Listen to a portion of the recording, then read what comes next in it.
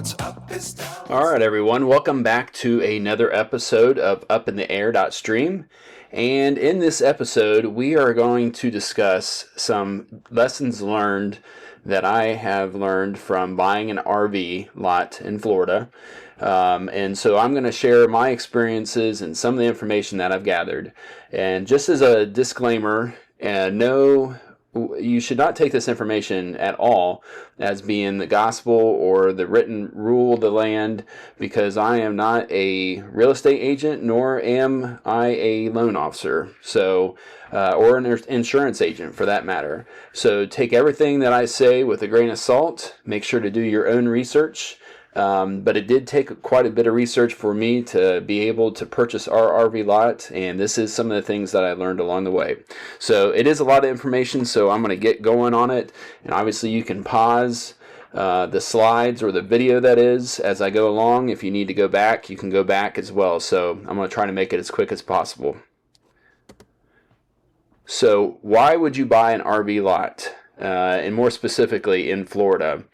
RV lots can really be a cheaper alternative than staying in RV parks and state parks and harvest host for a full-time RV lifestyle, which is something that Chrissy and I have really been seeking to do for quite some time. And so this was our way of doing it as economical as we thought we could with accomplishing the different goals that we had. We stay in Destin every year, and we usually spend about $3,000 to $4,000 to live 1 month at camping in the Gulf in Destin, Florida. And we really enjoy that, and that is something that we don't mind spending our money on because we've been doing it for like 8 years. And so we really enjoy that. But as you can see, that would be, if we did that for 12 months out of the year, that would be $48,000 a year, just basic math there. And obviously that's money that we could be investing in a property. Now, we're not staying on the beach in our property at Elite RV resorts at Citrus Valley in Claremont, Florida, to be specific. That is where we purchased. So this is all this information is based on our conclusion to buy at this location, and maybe I'll pop up like a little bit of information about that as well at some point in time. It is a place that you can park your RV when you're not actively traveling. So if you have a residence that you do not have a place to park your RV, maybe you live in the city, instead of paying a lot fee that is a lot of times not very expensive but can have security concerns, this is a place that you can actually park your RV when you're not using it.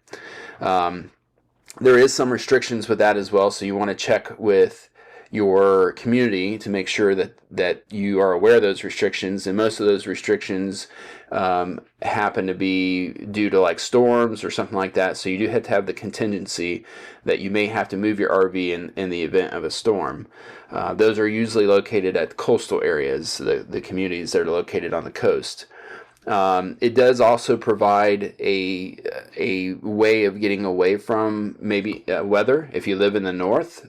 We have lived in Ohio in the past, but we're not going to be Ohio residents anymore. We're going to live in Florida full time. And so we are going to be a typical snowbird and staying in the winter months in Florida more than most people do. So that is a good thing about it, is it does provide a way to snowbird if you live in a northern climate and you want to get away from the cold. All right, so we're going to discuss some of the different types of RV lots. And this is something that was really the beginning of figuring out what type of RV lot that we wanted to purchase, because there is different ways that you can have a property that allows for you to park your RV. So we'll start off with the private property. These are very common. There's a lot of properties in Florida that have more lax zoning, and some of those areas or appear to have more lax zoning. I should clarify that, because I think a lot of folks see an empty piece of land and think, oh, I'm just going to park my RV there and live the life. And that's really not the case, because they may get away with it for a little bit of time until the wrong health inspector comes by or the wrong zoning inspector. And not being familiar with Florida as far as the government agencies and how they're organized, which is different than Ohio, I won't go into that too much, but do be aware that, putting in a septic system, putting in electric, and those type of things aren't always as easy as you think they can be. First off, they often can be very costly, and you can only boondock really so long before that just really becomes a non-sustainable type environment. So really be realistic about these type of choices when you're talking about private property. Often it is a cheaper way to go, as sometimes you can find property that is not as desirable or not as developed to be cheaper than areas that are highly developed areas, where an empty lot is as much as what some people pay for a completed house, and it may be much smaller. So in a more popular area. So the next option is an RV community, and these are common as well. They have limited amenities. Usually they very much are campgrounds that have decided they no longer wanted to be a campground, and so they've made the lots, they've organized it in such a way where you can get a 99-year lease, and they can be transferred and everything else. I'm not exactly sure how they work, and I do apologize, because that is something that you need to look into as far as exactly how a 99-year lease works.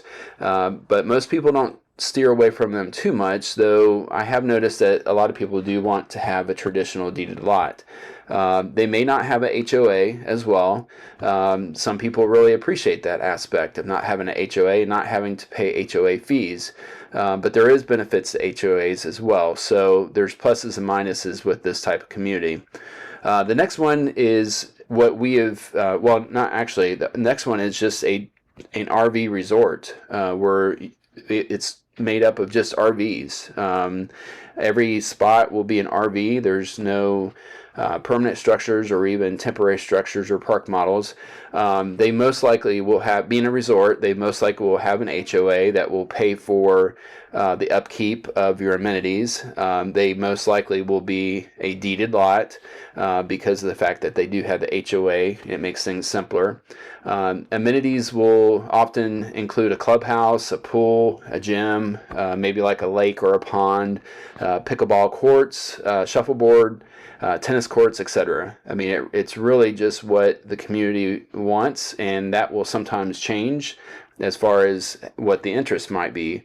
They may have a horseshoe, pit, and maybe that horseshoe pit is abandoned and nobody plays it, so they will take it out. The next is the RV mixed use community. And often this will start as a campground, as most RV communities do that have structure to them. And a lot of times these will be the older communities that were established maybe in the 50s, the 60s, and 70s, as zoning restrictions weren't as restrictive in the state of Florida, and so they were grandfathered in. And then they eventually become an RV community with deeded lots. And to be specific, this is actually the type of community that our location is there in Elite Resorts at Citrus Valley in Claremont, Florida. And those deeded lots eventually will become more populated with park models. And so our community has 300 units approximately, and it's about half and half, maybe these days it might be more like 60% is park models to the RV lots that doesn't have any semi-permanent structures on them. They may even have holiday homes on them that are in fact permanent building structures. They might be built on stilts even to be able to sustain the surge. And a good example of this would be Cujo Key near Key West, Florida. Venture Out is specifically the name of that community. And also another example of that would be Nettles Island. Those are both examples of campgrounds that eventually became communities with permanent structures in them, and so they reflect the price as well because of their location. All right, so the communities that do have HOAs in them, they will have HOA fees, and they'll be organized as such. They often will include, like in our case, the water, trash removal, cable, internet, and the use of the amenities, and also with your guests being able to use those amenities as well. The activities, the maintenance of the common areas, and the groundskeeping. If you have grass, they'll maintain that for you because you may be away for an extended period of time, and obviously you don't want that grass to grow up, so they will maintain that as well. There's places that have all different types of rules. Some will say that you need to hire it yourself. It just depends on your community, so you want to check into that also prior to purchasing in any specific community. Property management will also provide a staff that maintains the buildings, the streets, utilities, the lights, street lights, any inspections or permits that's required annually. They'll do all the things, the day-to-day business of having that community run like a small city. It ensures compliances, rules, and regulations that are maintained by the HOA and the rules and the regs that they put in place, and contact for any concerns that you might have, and they may coordinate rental use of properties. They'll sometimes also include the security aspect of your community with the officer and also the gated access. They'll maintain that as well. And then, like most HOAs, whether it be a condo association or in this case an RV lot, it's usually composed of officers that are elected in by their peers. Other people amongst the community, they will vote them in. And so that's pretty common. And for anybody that's lived in an HOA before, you're pretty familiar with the upsides and the downsides of that. All right, so when selecting the community that you're looking for, often I think that the biggest part of it was the restrictions. Some of them are good restrictions, some of them are just prohibitive in some nature, but it can be good. Just depends on your requirement and what you need. And so, but some of those restrictions that you want to look at is, your pets. Obviously, life changes as far as what type of pet you have. Most people aren't willing to give up their pet. At least most people that really love their pets, like we love our dog, that would be a no deal, right? It would be a non-starter for us if we were not able to have our dog, because we're not going to get rid of him just so we can live a particular place.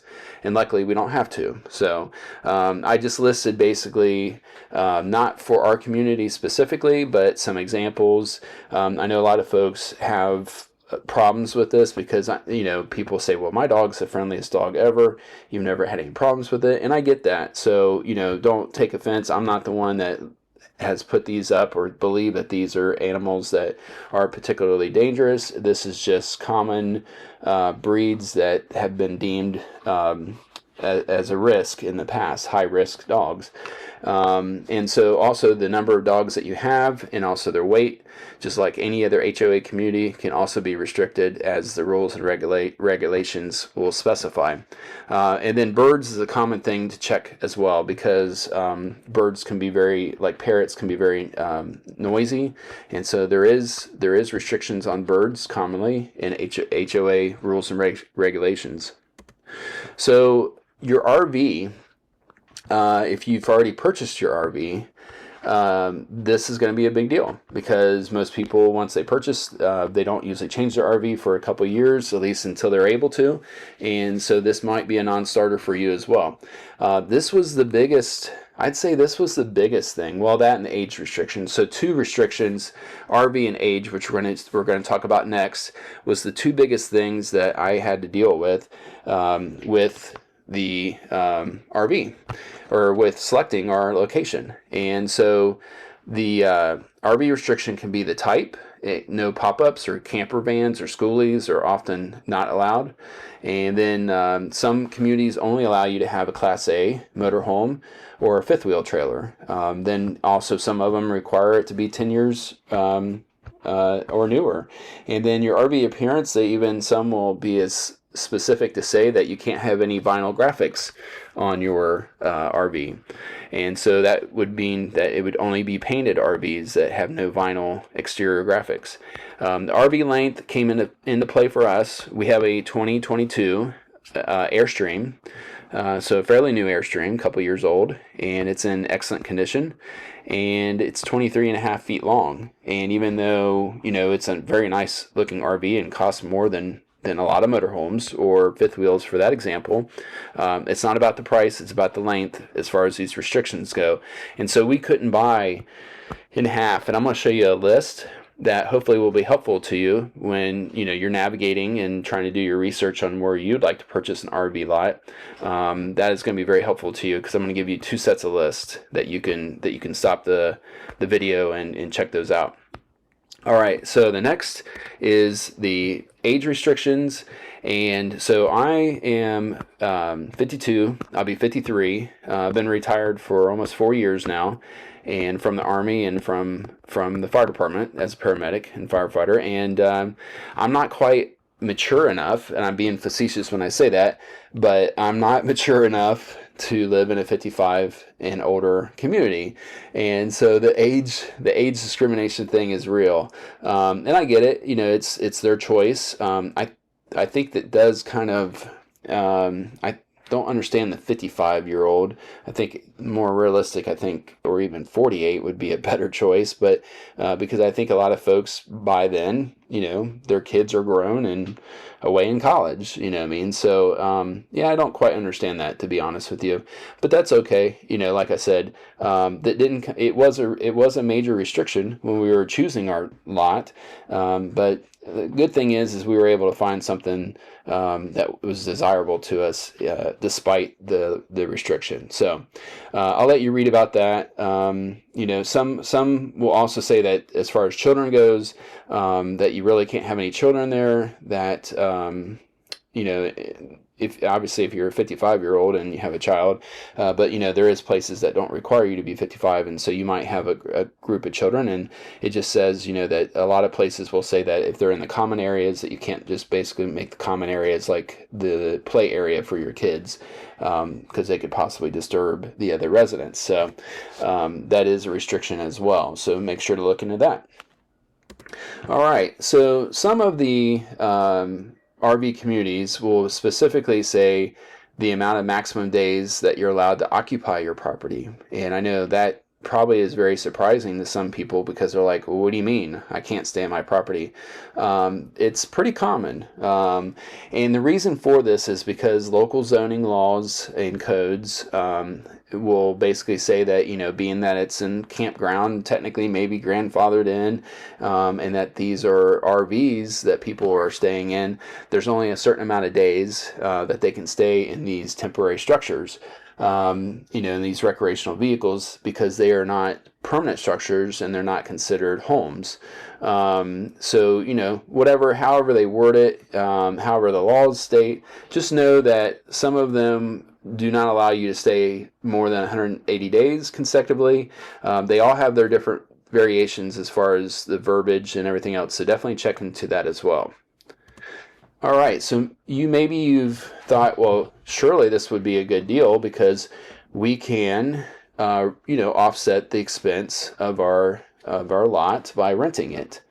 And you definitely do want to consider that, because that is a consideration when being able to afford your RV lot, or even just making the most of it, because maybe you think, well, at the maximum I'm only going to be there 3 months a year because of my work schedule, and I'm not retired and I don't have the ability to work from my RV, or whatever the situation is. And I'll let you read all that. There's a lot of legalese that I've kind of included with that, but there is programs where you can have the full discretion on how you want to rent your RV lot, and even the HOA and the management aspect of your community will specifically say, we are not a rental office.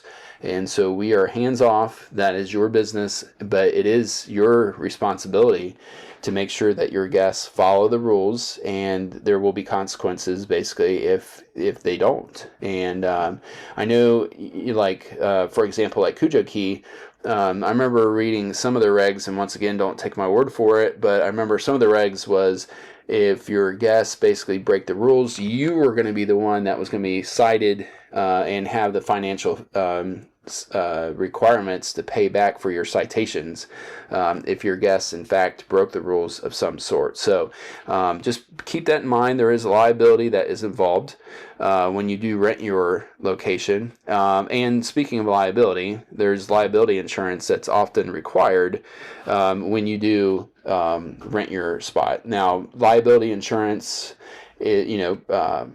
basically something that you should also consider that you're going to have to get no matter what your lot looks like, even if it's just a simple piece of grass with some gravel on it. And there's nothing wrong with that. It's just realize that at any time that your name is on a particular piece of land, even as small as it can be, that if somebody wanders on your land and hurts herself, in this world day and age, people can sue you. So it's very prudent, especially for the cost of liability, personal liability insurance, to go ahead and purchase that liability insurance. But some places, some communities and HOAs will actually require that you do have proof of that insurance, and so you're going to want to make sure to do that. So local taxes also apply, and so in our case, like Claremont, there is a Disney tax for the hotel, and just because you're in an RV lot community does not mean that you're exempt, and that is something that you pay for, that Disney actually has a hand in, and they require all hotels because they're a resort. That's one of the biggest aspects of Disney World is that they're a hotel business. They're in the business of allowing people to stay on their properties. So they've managed to make sure that they're getting their fees, even if they're not a person isn't staying on their resort. So it's kind of interesting. I think a lot of people are aware of some of the things that Disney has in the laws around the Orlando area, and I'm not all that familiar with it, so I won't go into it, but I know that there is some unique aspects of that.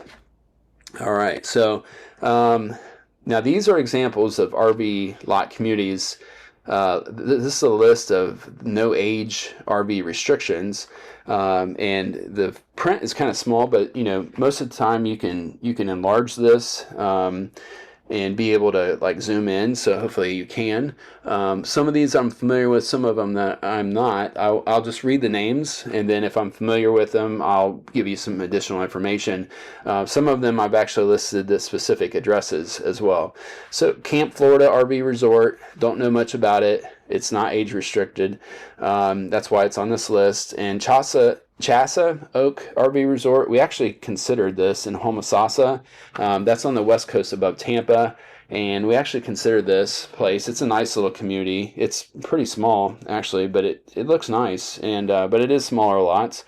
Elite Resorts at Citrus Valley RV Resort in Claremont. I actually spelled Claremont wrong. I just realized that.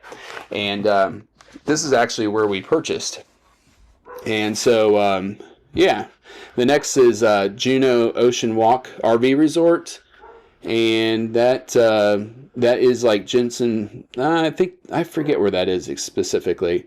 It's Juneau Beach. Okay, near West Palm. It says right on there. And then Nettles Island. It's the Jensen Beach area. It is in fact an island on an island because it's like Henderson Beach or Henderson Island, and then Henderson. No. I forget. But it's an island on an island. So that's a very interesting location. Definitely more pricey, and it was pretty much out of our price range, unless we were going to sell our house in Ohio first. The next one is Outdoor Resorts at.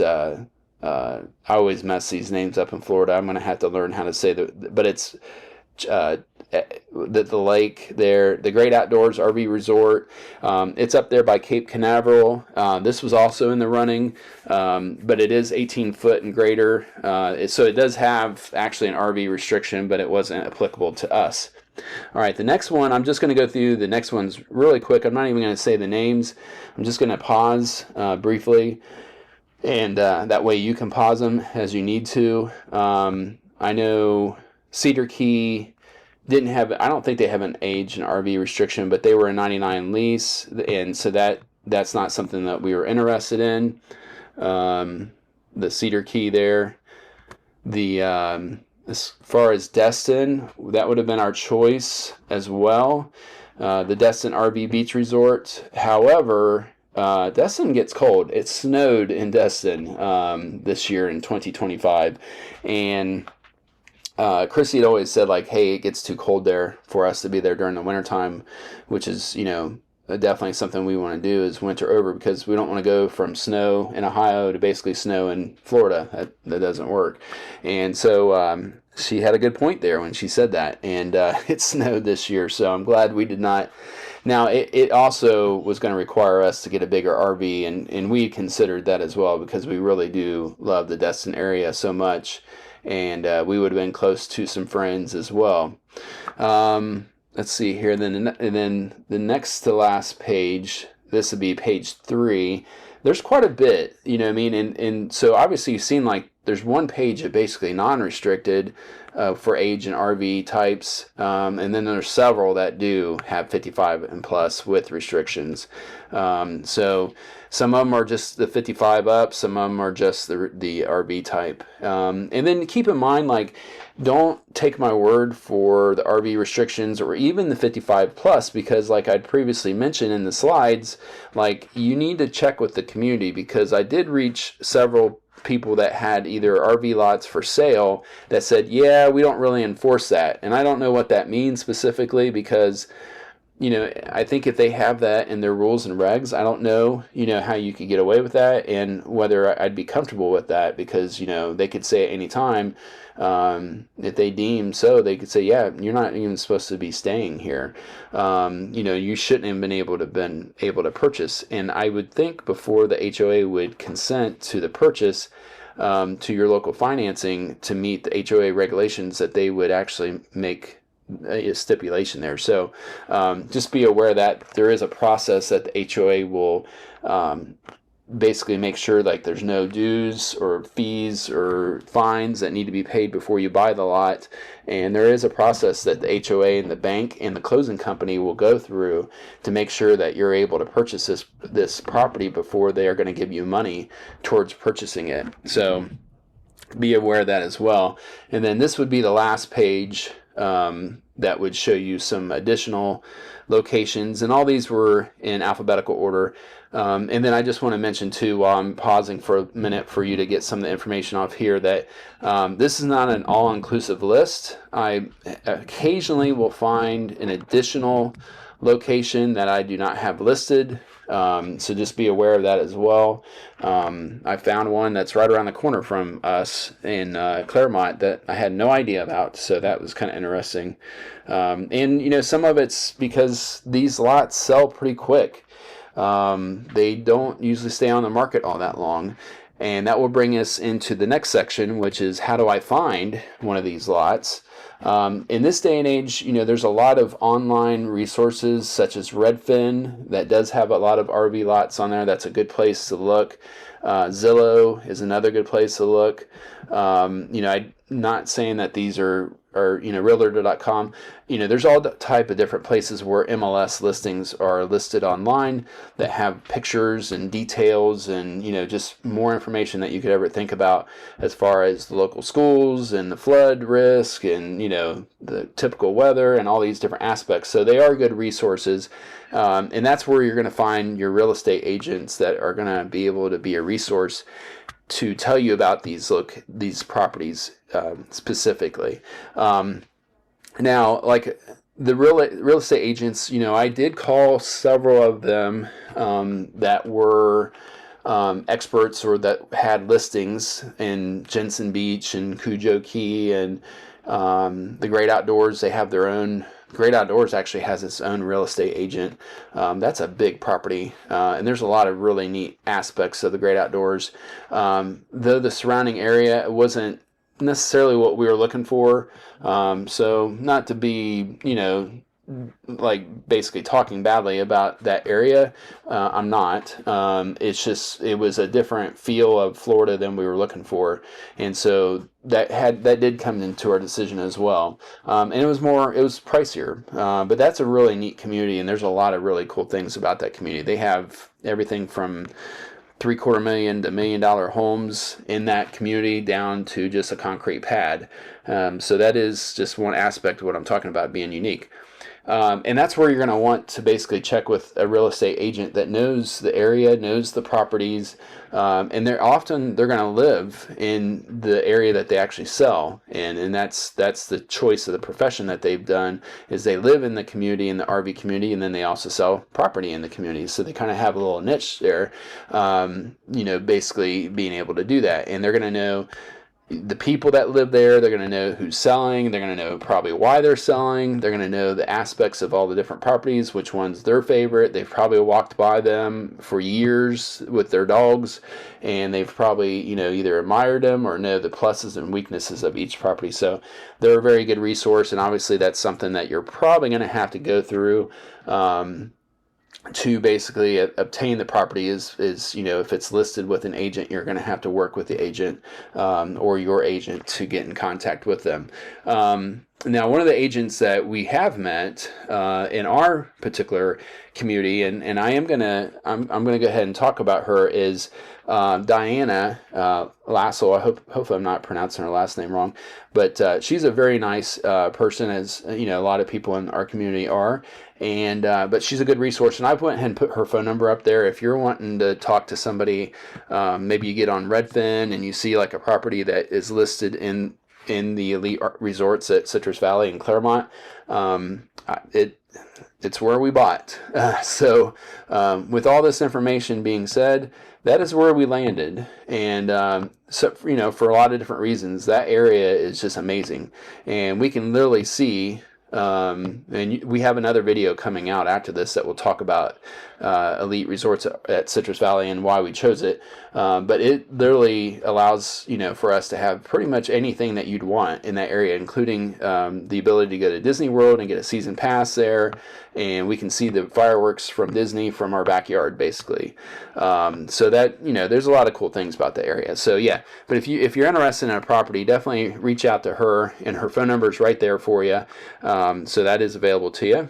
And then and talking about financing would be the next. So once you find the property, once you've considered all the restrictions and what type of property that you are looking for, and then you find the agent that will sell it to you, you're going to have to get finance most likely, or pay cash.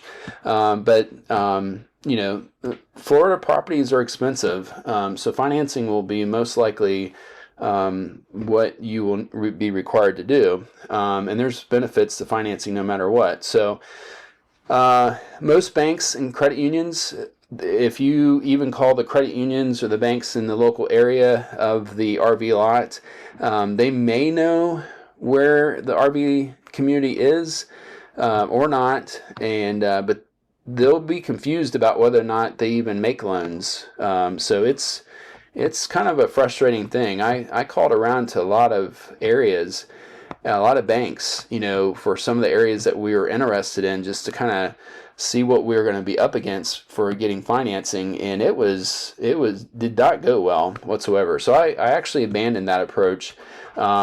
The realtor will actually probably be your best choice, because they don't sell houses unless they can get them financed in most cases. And so they will know what banks are already familiar, have the underwriting in place, have loan officers that are familiar with the aspects of making an RV lot banknote and loan. And so, yeah, that's going to be about your best. So one specific bank that is throughout the state of Florida, and I don't know how familiar they are with the other RV lots throughout Florida, but we happen to work with Joe Ray's with South State Bank. They're based out of Charleston, South Carolina, and they do have locations through Florida, but Joe was excellent. I mean, I'm endorsing him on purpose here because he basically made what I thought was going to be a difficult process very easy. It could not be any more tentative, and he amazed me at how good this guy was. So definitely reach out to him. He is in the Winter Haven. No, not Winter Haven. He's at one of the branches that's northeast of Claremont. So there's a branch to the south of Claremont. He's the one at northeast. I should know the location. Should have put that in there, but you can find him. So when it comes to down payment, a lot of times you will need at least a 30%. So you're going to need at least a 30, if not more, but don't take my word for it. Depends on your situation, your financial situation, the creditor, and the property that you're purchasing, on how much that would be. But just wanted to kind of give you a heads up that you're not going to you're most likely not going to walk in there with no down payment, and it's not going to be a 10% deal most likely, and it's most likely going to be more than your 20% required. And I'm not sure about VA requirements as far as that's going to be probably a pretty hard sell too, based on the fact that most VA loans require you to, if you get down payment exempted from a VA guaranteed loan, they have to be your primary residence, and so you're going to have to prove that this is going to be your primary resident as well. So just keep that in mind too, and definitely look at the details of that if you're looking to go the VA route. All right, and then insurance in Florida. As most people know, insurance unfortunately has been hit by several hurricanes over recent years, and this has caused insurance rates to really go up. And so you're going to want to look into the insurance aspect of a property. And then I do want to say that also when you do get your loan, that it's going to require possibly a bigger down payment, because let's just say that the location is $300,000, and that wouldn't be necessarily typical of an RV lot. But there is a lot of them that are that expensive, especially if they have a casita on them. And then I'm using this example specifically because let's say the casita is actually pretty involved, and it has a large kitchen, it has a living room, it has a Florida room, it has a shower, it has a laundry room, it has storage, it has a porch. There's a lot of them in the great outdoors that fit this bill. And that would depend on if most of the assessment of the value of the property is based on the building, or most of the value is based on the land and how it breaks down. Because if it's based on the building, there's a lot of those places, and once again, I'm not saying this specifically because definitely don't take my word for it. There's a lot of those places where the buildings aren't even insurable because they're not what you'd call a traditionally stick-built building, or maybe they are a temporary building. And so if they're evaluating assessing the property to include most of the value, or half the value, or a third of the value being the building, the bank's going to want to see you basically pay for that building in case it's destroyed up front, and they're only going to really want to loan you the money for the property. So if that building is completely damaged and erased due to high winds and highly damaged, they want to know that the residual amount of that property will be the actual land. Just know that this is a consideration, and that's something that I did not expect, and I didn't even consider it because obviously living in Ohio, we don't think of things that way necessarily. Just because of our chances, total destruction is not as high other than tornadoes. So just be aware of that as well. That it may, if you do buy one that has a large casita on it, that may require you to get your loan to have a larger down payment to cover that aspect of it, because of the insurance costs or the lack of being able to get insurance. And then to wrap up here at the end, and I appreciate everybody watching. But this, basically, to wrap up, there is some aspects of this that you want to consider, and that is it cheaper to buy an RV lot than it is to rent one? And I'm just going to say no. It's not. I mean, if you really do the math, you know, obviously to come up with the money to basically rent a lot, you know, it's going to be maybe something where you can't, you know, put it over 10 years of expense. That maybe the year-to-year expense is more upfront. But you know, there's different aspects, and it really depends. It depends on how many days a year that you plan on living at your RV lot. If you just plan on that, you just want to get away from the winter during the more harsher months of the year. You know, where you live, maybe you only rent for 3 months of the year, and especially in that case, you know, most places you can rent them for, you know, $1,800, $2,200 a month. Some even places like in Cujo Key, you know, where you might even have a waterfront spot, you know, it'd be maybe $2,200 a month. And I'm using that as an example of something I just today seen listed in Cujo Key was a waterfront spot, and it was $2,200 a month. You know, annually you could stay there for $6,600, you know, and that's a lot of years. You know, if you're talking about, you know, a $200,000 RV lot, which I said, you know, don't take any of these numbers as being typical because they're all over the place.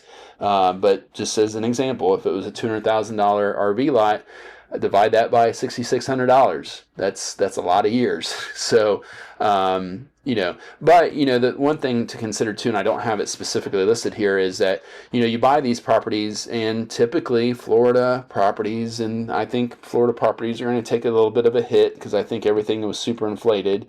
So just be aware of that prices have not went down, and they may never go down. And that is the key. Typically Florida properties don't ever go down. They may not increase as much as they have historically, which has been a pretty high increase over the last 4 years, 4 to 5 years. They've significantly increased, higher than ever annually. But historically, Florida properties do go up in value. So it can be somewhat of an investment that your money is, you know, is doing better than even if you had it in a good money market or something like that by investing in one of these properties. And then also, you know, what is your goals? Do you want to live in a variety of locations? Maybe, you know, let's say that you buy a spot and you end up figuring out that after staying there for a while, and that brings up a good point, you should attempt to stay and rent a property prior to purchasing it. And that can, you know, maybe you go somewhere, maybe like the Homosassa one, you know, I'm talking about, and you rent it for a winter, and you're like, it's not my cup of tea. And I'm not saying that specifically because I've never stayed there, but you know, that would be a good example of where, you know, maybe you want to move around for a bit. You know, so do you plan on working a traditional job while you live at your RV lot? That would be a benefit of just having the reliability that, you know, maybe you can work a job and stay there with the company for many years, because you have the ability to always have the ability to stay there pretty much with some breaks in the action. And then do you plan on maintaining a secondary or primary residence? So if you want to basically stay there like during the winter months, but you know you're going to go back to the other place during the summer months, having the ability to know for sure that you can have a schedule because it's your place, you can black out certain dates if you're in the rental program, then that's going to work maybe best for you. And like I said, you know, maybe you decide like, I'm going to invest in the property and maybe get a big return on it someday. You know, there's the good thing about an RV lot, in most cases is, there's not much maintenance involved. You know, a lot of the maintenance is already taken care of for you. And so it's not like putting a roof on a house or a new air conditioner, or, you know, plumbing goes bad, or, you know, all the things that a house requires of you that can sometimes offset. But in most cases, if you buy in a desirable neighborhood, and you take care of the property, it's going to increase in price. You know, especially in today's age with inflation, it's gonna increase in price. So keep that in mind as well. Alrighty, well, I know I'm got long-winded. I hope that this information has been helpful to you. I hope that you feel like I presented it in a good way. If you did, give me a like and subscribe if you want to hear and see more information about our RV lot that we have purchased in Elite RV Resorts at Citrus Valley. We look forward to sharing that with you, so make sure to subscribe if you'd like to see that. And I appreciate everybody watching. Make sure to get out there and have some fun.